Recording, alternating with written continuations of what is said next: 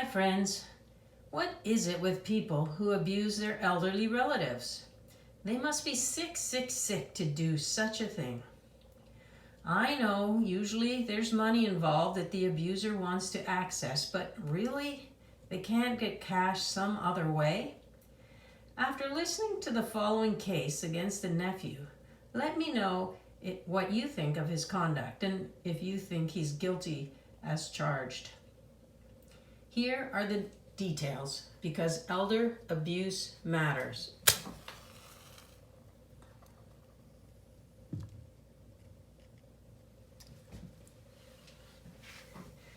This case comes from an email written to me from the victim's niece. Hi Lolli. When my older cousin Vince was 54, he moved into our Aunt Kathy's house. She's my aunt too, and she was 81 at the time. She had been living alone, and he became her caretaker, as she didn't have kids, and the rest of her relatives, including me, lived on the other side of the country. Within months of him moving in with her, we later found out that Vince obtained power of attorney over her personal and financial affairs. During the next 10 years, he allegedly accessed Aunt Kathy's bank accounts to pay personal expenses in his business, to invest in a Mexican hotel, and to pay child support. When Aunt Kathy was 92, paramedics were called, although I'm still uncertain who called them. They arrived at her home to find her living in filthy conditions. At the hospital, she was diagnosed with severe dementia, and they advised Vince that she needed 24-hour care. Vince, however, succeeded in returning her to the home they lived in. Again, I'm uncertain how this came about. About 2 weeks later, a hospice nurse visited Aunt Kathy at the home and found her cowering in bed, clad only in a blanket and a very full diaper. She had bed sores and dried feces on her body, and she said she was in pain everywhere.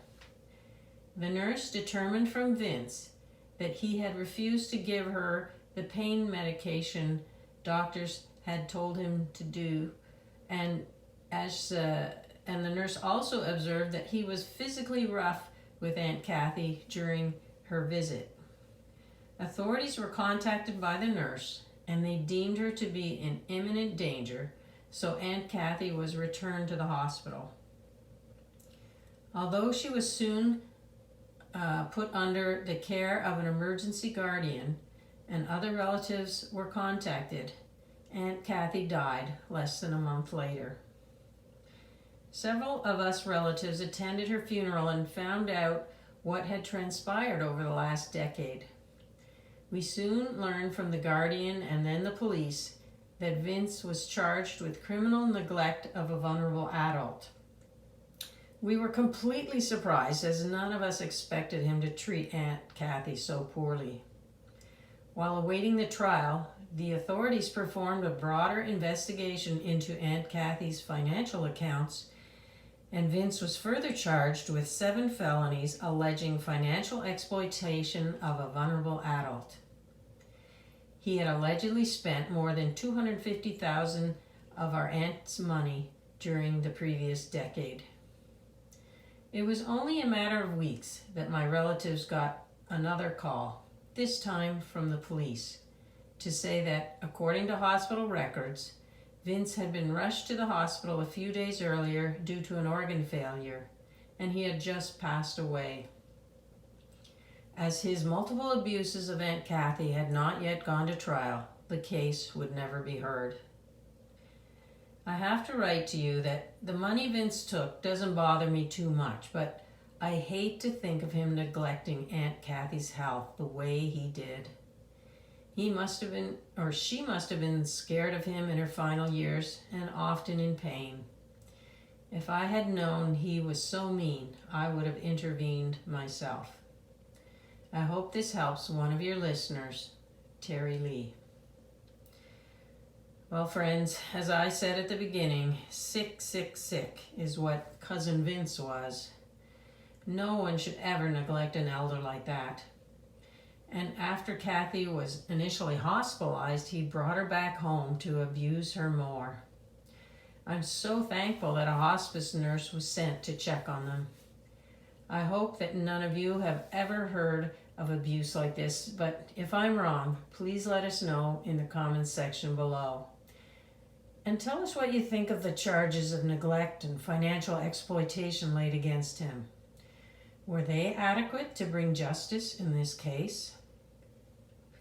Let's hope that more relatives check on their elders to ensure that they are well taken care of, because elder abuse matters.